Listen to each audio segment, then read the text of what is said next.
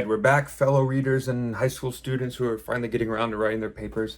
And as I had alluded to last week in the Against Nature episode, I'm going to be talking into the void about The Picture of Dorian Gray, Oscar Wilde.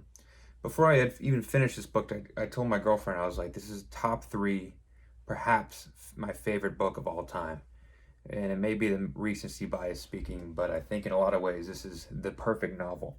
It was written originally in 1890 to horrible reviews from the reviewers of the time. They thought it was too indulgent, decadent, erotic, and so they sent it back, and it was heavily edited, and it was re-released a year later in 1891. And when they republished it in 1891, Oscar Wilde wrote about a page and a half preface at the beginning, and it's just little one sentence, two sentence philosophical aphorisms, as you can see. Little things like, there's no such thing as a moral or an immoral book. Books are well written or badly written. That is all.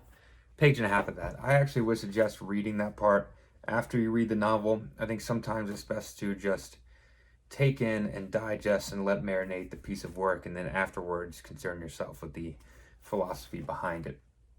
But there's three main characters in this book that I want to talk about. The first one being the titular Dorian Gray, and each character kind of represents certain more abstract values or, life views, if you will. And Dorian Gray is this young, well-to-do piano player, and he's just beautiful.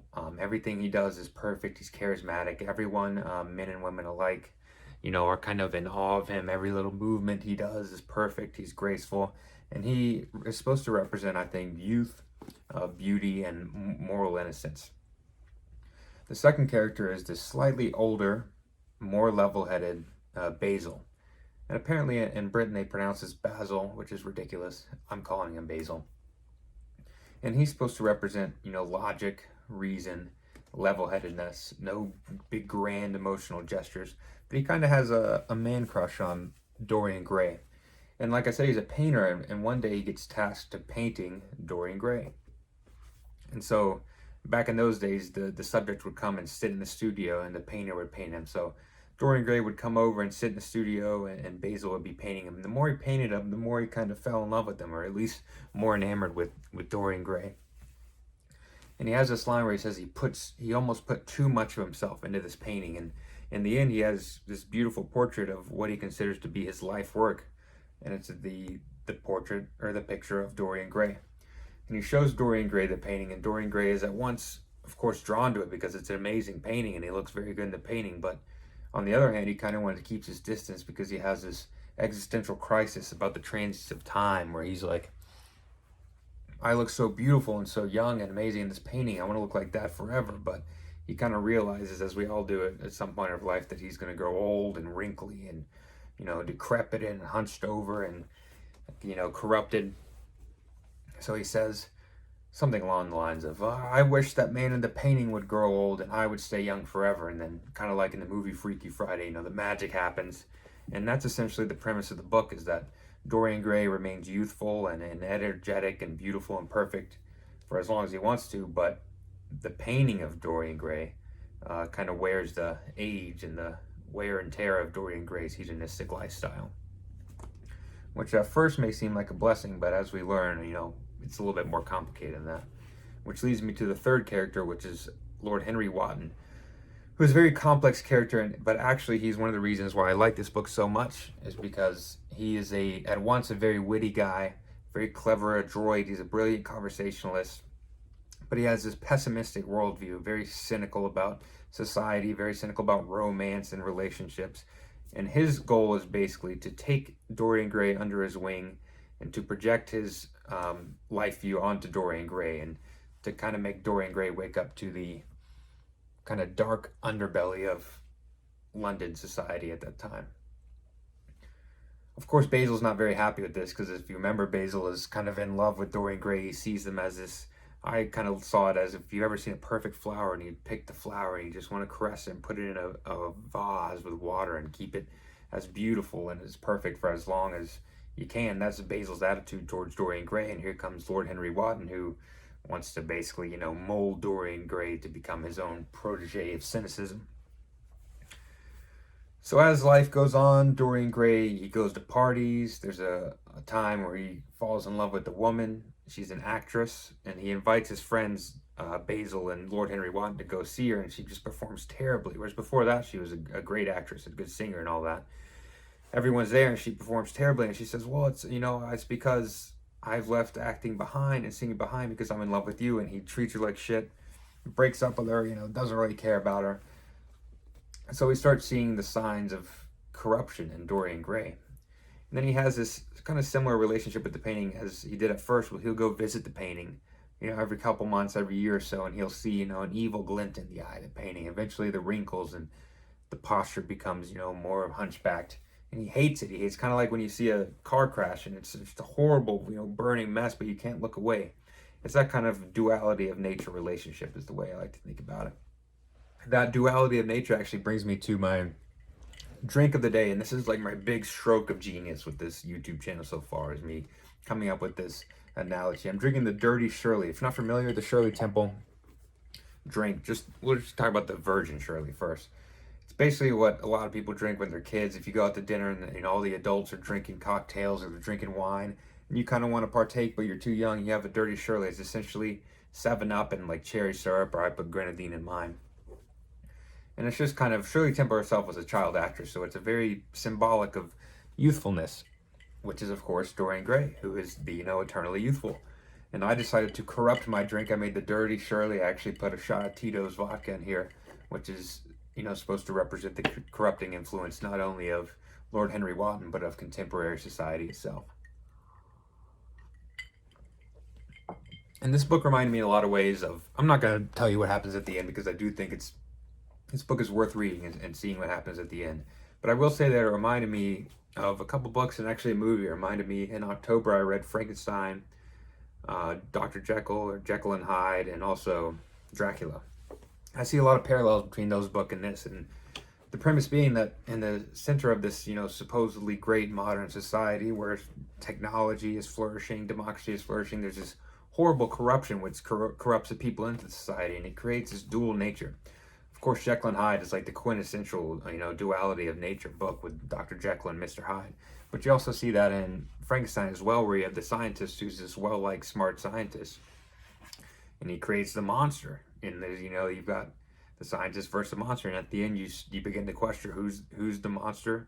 After all, is it Frankenstein or is it Frankenstein's monster? And you see the same duality of nature here with Dorian Gray supposedly being youthful, innocent, but deep inside he's being very, very corrupt. He has a very not youthful and not innocent of spirit, which you see in the painting itself. You also have Lord Henry Wadden, who is duality of nature himself. A lot of the reason I like this book is the dialogue between Lord Henry Wadden and Basil and Lord Henry Wadden and Dorian Gray. And I think at heart, Oscar Wilde he has a very good penchant for dialogue, which is why this is actually his only novel he ever wrote, but he actually went on to write many plays and poetry as well. And I think that's because he's just a master of dialogue, which translates better to plays than it does novels. But you definitely see it come out in this book, and especially with Lord Henry Wadden, who speaks in paradoxes and juxtapositions. I should have wrote down some quotes to read to you guys, but off the top of my head, there's one where he was like, "I despise, above all, principle, but I love people without principles." Something along that line. But you get the idea that he's a very shallow person. Like I said, pessimistic and cynical. And that, he basically injects that into the veins of Dorian Gray. I do think that it's kind of entertaining to read this book either before or after you read Against Nature, which I did last episode. If you're watching this and you haven't watched last episode, the idea about Against Nature is this French aristocrat who is just sick of French society, and he wants to go live in a mansion by himself, nobody else, and he just wants to indulge his senses. He wants to smell the nicest perfumes, eat the best food, drink the best beverages, enjoy the highest art, and basically shunt all responsibilities and morals. And there's essentially no plot in that book. That's the whole entire plot. And it's fun to read that back to back with this because there's a great plot in this book, and it's also paced very well. Against Nature, there's the slowest pace, paragraphs and paragraphs going on about one painting.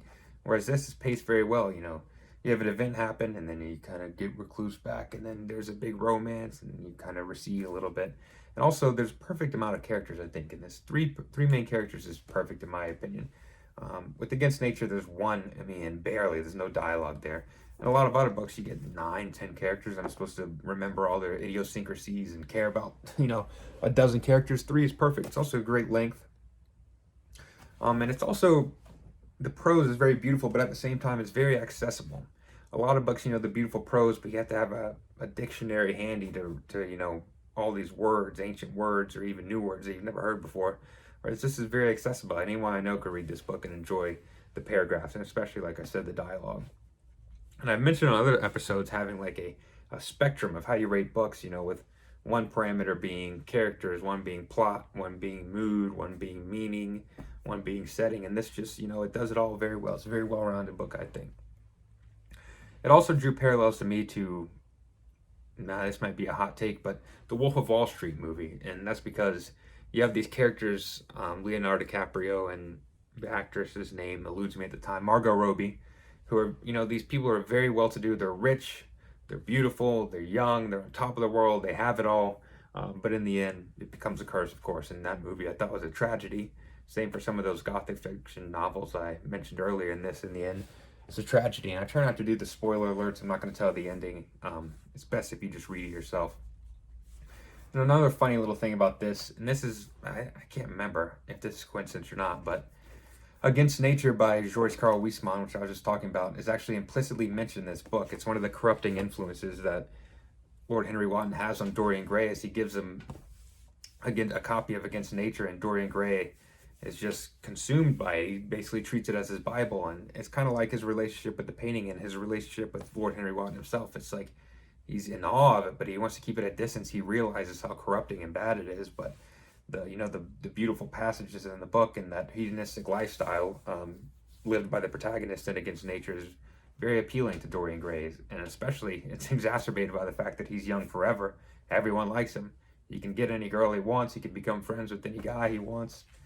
And yeah, that's basically kind of funny. It's actually not explicitly mentioned in this book, but I think in either a trial or an interview after, Oscar Wilde said that yes, Against Nature was the book that he was talking about in The Picture of Dorian Gray. And yeah, that's Dorian Gray with a dirty Shirley. I'm not sure what I'm going to do next. One of the YouTube commenters actually suggested that I read a Jean Genet book, which I did order online. It hasn't come in yet, but whenever I do finish that, I do plan on reviewing it. It was on my to-read list anyways.